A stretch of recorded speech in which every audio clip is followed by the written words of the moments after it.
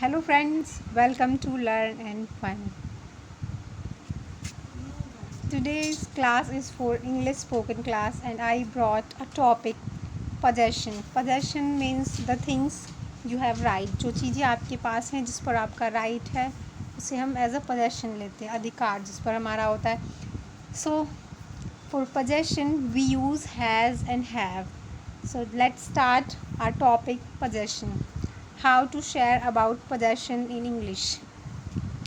So has and have. How to use has and have, let's see.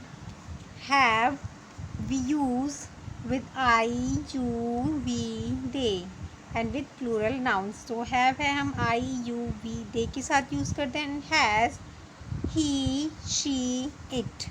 Always remember these subjects. I, you, we, they have and he, she, it and singular noun has. So let's move to next. Yes.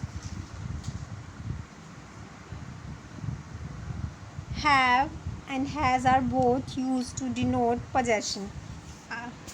मैंने भी आपको बताया ना कि has and have हम possession के लिए use करते हैं. From the perfect tense and the past tense of both is had.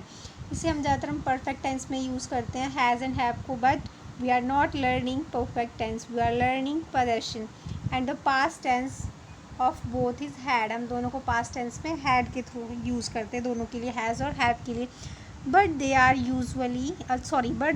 Use differently, अलग तरीके से यूज़ करते हैं. तो आज हम हैज़ और हैव का देखेंगे as a possession. Let's learn about rule.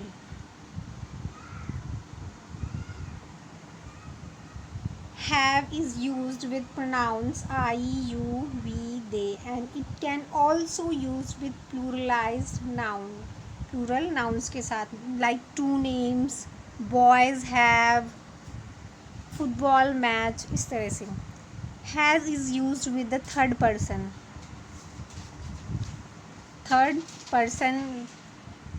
singular, he, she, it.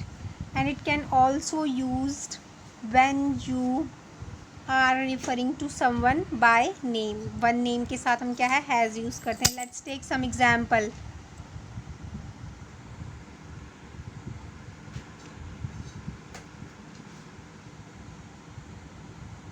I have a pencil.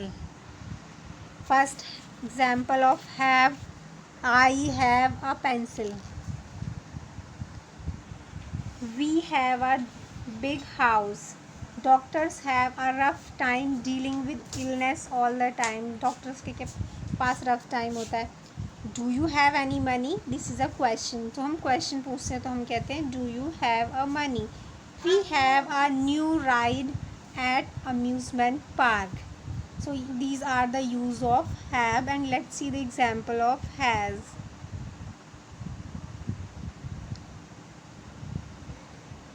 She has dark hair and brown eyes. उसके पास क्या है, dark hair है and brown eyes है. Japan has a population over 120 million. कि Japan के पास क्या है, 120 million की जनसंख्या है. The boom has created job opportunity. ये as a tense है. She has made a television. It is also as a tense. So you know that आपको समझ आ गया होगा कि हैज़ और हैव का किस तरह से यूज़ करते हैं. मैं नेगेटिव में भी बता देती हूँ कि जो चीज़ें आपके पास नहीं, like you can take more examples like I have a smartphone, I have a laptop, I have a my own house, I have a good job. So इस तरह से आप अपने लिए, फ्रेंड्स के लिए, we have a good friending bond. तो इस तरह से आप हैज़ एंड हैव का यूज़ कर सकते हैं. और नेगेटिव सेंस में कैसे यूज़ करना है, like I don't have bungalow, I don't have flat and I don't have car. So I and have, I, we, you, they के साथ हम क्या यूज़ करेंगे, डू नॉट. क्या यूज़ करेंगे, do not. And for singular के लिए हम यूज़ करेंगे डज नॉट. क्या यूज़ करेंगे हम, does not, do not, does not.